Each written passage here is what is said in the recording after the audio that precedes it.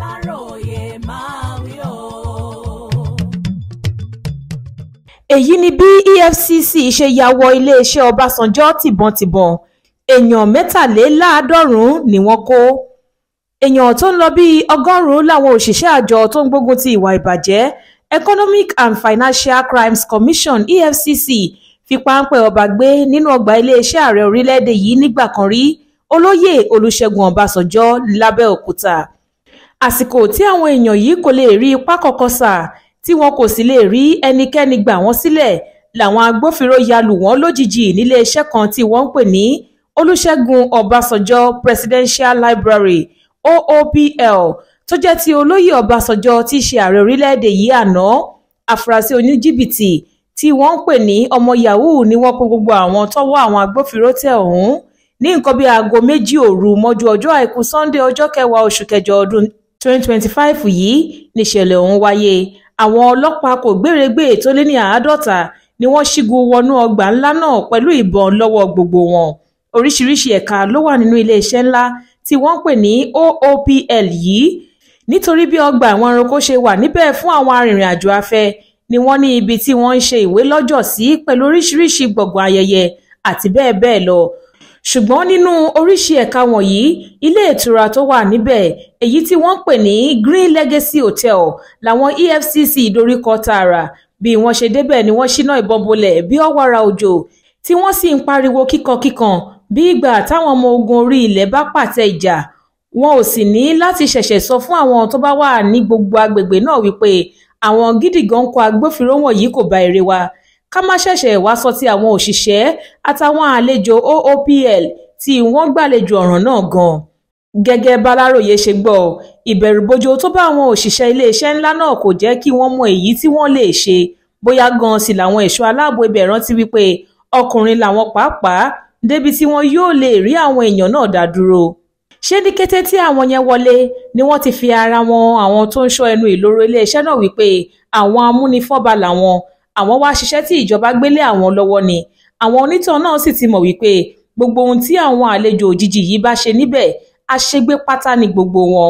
Ọ̀pọ̀ ènìyàn ló farapa níbi tí wọ́n ti ń sá àsálà fún ẹ̀mí wọn, kò sì sí ibi tí ẹnikẹ́ni rí ságbà tí kì í ṣe wípé ọwọ́ àwọn ọmọ ogun EFCC wọ̀nyí ni wọ́n ń bọ́ sí. Ọjọ́ náà kì í ṣe ọjọ́ kan tó sunwọ̀n fáwọn afurasí oníjìbìtì tí àwọn agbófinró ọ̀hún ká mọ́ inú iléeṣẹ́ Ọbásanjọ́, nítorí àwọn 73 ni wọ́n kó jáde kúrò níbẹ̀, nínú wọn gẹ́gẹ́ bí afurasí ọ̀daràn. Àjọ EFCC ẹkùn ìpínlẹ̀ Èkó náà fìdí ìṣẹ̀lẹ̀ yìí múlẹ̀ lórí ẹ̀rọ ayélujára lọ́jọ́ àìkú Sunday wípé àwọn kò dédé ya lù wọ́n níbi àríyá tí wọ́n ṣe nílé ìtura Ọbásanjọ́. Àwọn èèyàn kan ló ta wọ́n lólobó wípé àwọn ọmọ yahoo ló kún ibi ètò náà bámúbámú. Bó tilẹ̀ jẹ́ wípé wọn kò dárúkọ àwọn tí wọ́n kó níbi ìṣẹ̀lẹ̀ yìí, ọkọ̀ ayọ́kẹ́lẹ́ olówó ńlá 18 tó jẹ́ ti díẹ̀ nínú àwọn afurasí ọ̀daràn náà ni wọ́n ní àwọn bá níbẹ̀, tí àwọn sì gbé gbogbo wọn lọ sí àkàtà àwọn fún ìwádìí. Ṣùgbọ́n ohun tó ṣẹlẹ̀ yìí kò dùn mọ́ ìgbìmọ̀ aláṣẹ OOPL nínú rárá.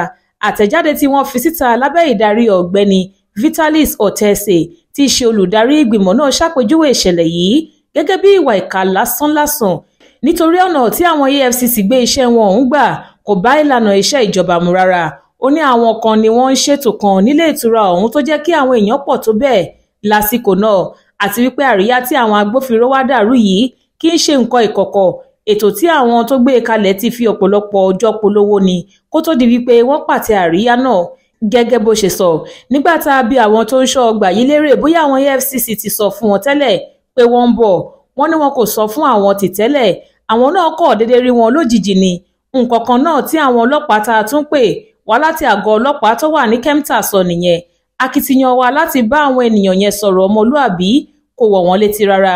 Nígbà tí àwọn agbófinró tó ń ṣọ́ ọgbà yìí súnmọ́ wọn láti bá wọn sọ̀rọ̀, èsì tí wọ́n fún wọn ni wípé iṣẹ́ wa là ń ṣe.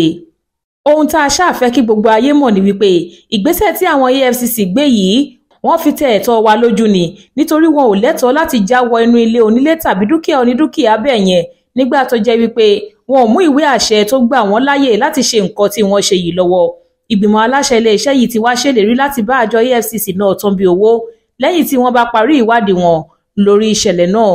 Tẹ́ ò bá gbàgbé, lọ́jọ́rú Wednesday ọjọ́ 6 oṣù kẹjọ tá a wà yìí kan náà làwọn EFCC kó àwọn ọmọ yahoo márùndínlọ́gọ́ta nílé ìtura K Hotel tó wà ládùúgbò Ìtòrí lọ́nà Ewékòró nípínlẹ̀ Ògùn. Bákan náà ìbọn ìléwọ́ méjì pẹ̀lú àwọn nǹkan ìjà olóró mìíràn làláròyé gbọ́ wípé wọ́n ká mọ́ díẹ̀ nínú àwọn èèyàn náà lọ́wọ́ ní tiwọn. Àmọ́ ṣá o, àjọ EFCC sọ wípé kò ní pẹ́ rárá tí àwọn yóò fi parí ìwádìí lórí ìṣẹ̀lẹ̀ náà tí àwọn yóò sì fi gbé àwọn afurasí oníjìbìtì tí wọ́n lọ ṣe fàájì nílé ìtura Ọbásanjọ́ náà lọ sílé ẹjọ́.